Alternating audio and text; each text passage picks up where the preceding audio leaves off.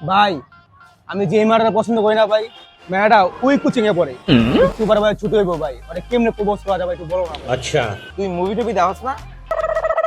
আরে শোন, ও যখন ওখান দিয়ে আসবো তুই বরাবর যাবি, একজন আরেকজনের সাথে বাড়ি খাবি, ওর বই খাতা নিচে পড়বো, তুই আস্তে আস্তে ওর সাথে নিচে নামবি, দুজন দুজনের চোখে তাকাবি, দুজনের একটা চোখে চোখে কানেকশন হইবে, এরপর দিলের মধ্যে প্রেমের ঘন্টা বেজে যাবে, ठीक है। শুরু হয়ে যাবে তখন প্রেমের কাহিনী। ঠিক কইছেন ভাই। ভাই ও ছুটে হয়ে গেছে ভাই, আমি এখন যাই ভাই।